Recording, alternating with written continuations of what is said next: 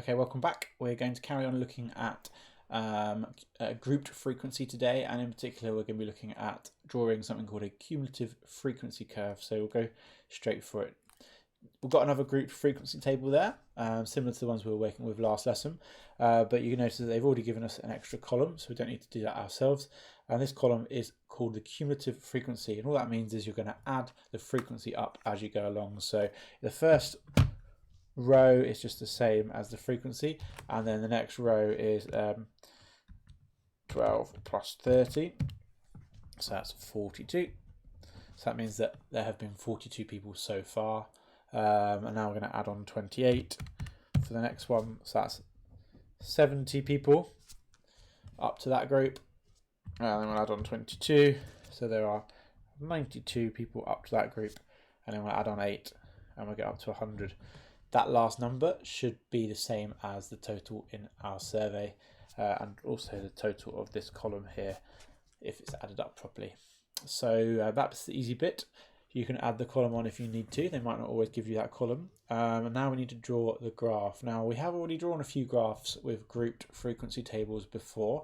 Earlier on in the year we did histograms, and we also did frequency polygons, so you need to add this to your knowledge, so it depends on what they ask you to do. So it's another type of graph that they could get you to draw with grouped frequency.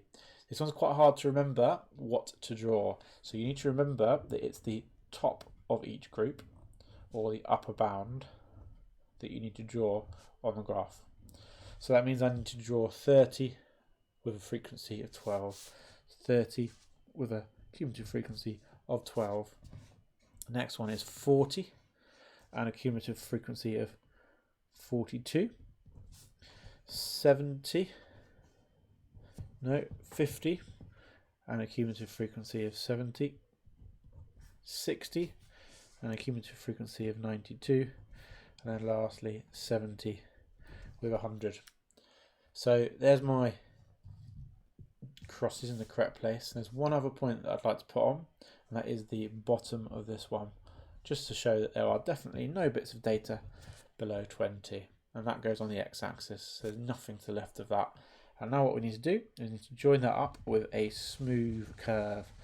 You should be using a pencil for this rather than a pen, but there you go, there's my smooth curve. So that's it, we've drawn ourselves a cumulative frequency curve, and this is useful for summarizing the data.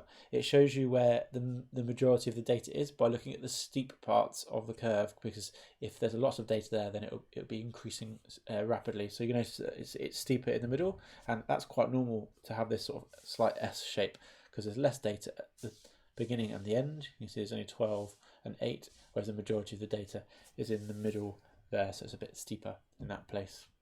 So if your teacher has asked you to do some exercises practicing that, then now's a good time to pause the video and we'll move on to the next bit. So the next bit is, what can we then do with our cumulative frequency curve once we've drawn it? The answer to that is there's quite a lot of different things they could ask you to do. So here's one that's already been drawn. There are 60 people by looks of things in this survey, and it looks like it was measuring people's salaries. So what we're going to do is we're going to measure or work out 3 different things from this cumulative frequency curve. The first one we're going to work out is the median, and you'll notice that we haven't actually done the median yet from a grouped frequency table. So this is the way to calculate the median from grouped data. So draw the cumulative frequency curve and then do this. So if there are 60 people in my survey, then we've got to think about where the median is going to be, and the median, remember, is always halfway through the data. So 60 people halfway through the data, that means that my median is my 30th bit of data. The median is not 30, I haven't finished, I've just found out where the median is going to be. So here we go. If I wanted to know what value the 30th bit of data is going to be, then I can actually measure that or read it off from my graph. So I'm going to draw a horizontal line across at 30, and I'm going to go down to my x-axis and read off. So the 30th bit of data is £30,000. So that's the median. So that's the first thing we can get from a cumulative frequency curve. The other 2 things we can get from a cumulative frequency curve are called the lower quartile and the upper quartile, and they might be completely new to you. Let me explain what they are.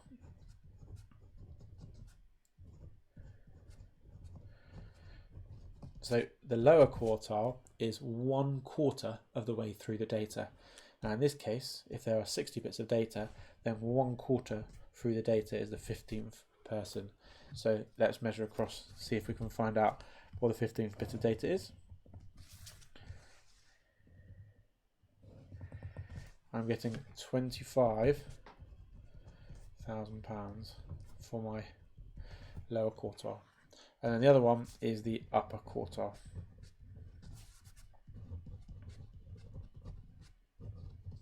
And as the name suggests, it's 3/4 of the way through the data. So you've got the lower quartile, the median, and now we've got the upper quartile as well. So 3/4 of 60 is 45. So we go across to that,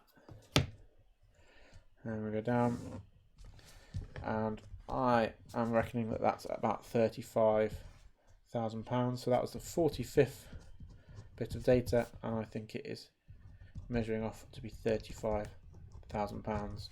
So that's us done. We have measured the lower quartile, the median, and the upper quartile. 1/4 of the way through the data, half of the way through the data, and 3/4 of the way through the data. And now's a good opportunity to pause the video. Now we go at what your teacher has set you before we do the last section for today. So the last section for today is called box plots. So we are looking to see if we can draw one final type of graph. And actually, the graphs we draw here are going to be based on the work we've just done in the previous section. Here is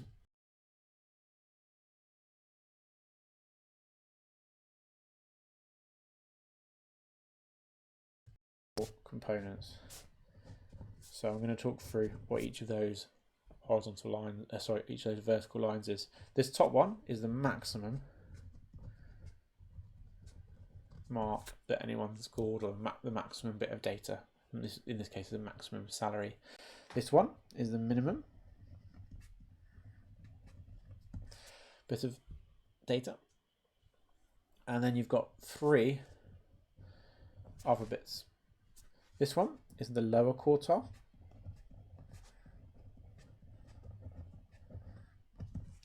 This one is the upper quartile. And lastly, you've got the median.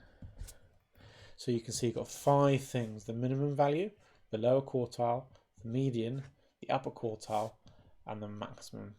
And what this does is it really summarizes where the most data is. So where is the majority of the data? And that box there shows you where most of the data is. And can you see that it's actually towards the lower end? So you've got more data towards the lower end. You've got a few high salaries towards the top there. And what we're going to do now is we're going to actually draw one of these for ourselves using the data from the previous graph. So you can notice that they've given us a few extra bits of information. So we're talking about using this graph. We've already calculated the lower quartile, the median, and the upper quartile.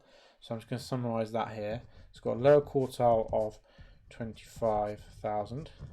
We've got a median of 30,000. And we've got an upper quartile of 35,000.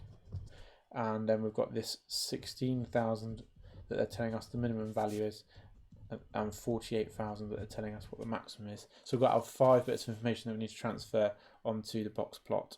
So let's go ahead and do that. So the minimum is 16, which is there. And the lower quartile is 25, which is there. The median is 30. The upper quartile is 35, and the maximum is 48.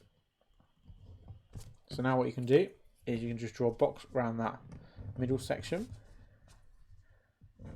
and then you draw some lines going out to the smallest value and the largest value, and there you go. You can draw a box plot. And the good thing about a box plot is it's a bit simpler than the full cumulative frequency curve, but it does display much of the same information. And you'll notice that if there are two of them, then you can compare the two box plots quite nicely. You can see where the medians are. So this one has a lower median than this one. And you can see where the majority of the data is as well. So that's us done.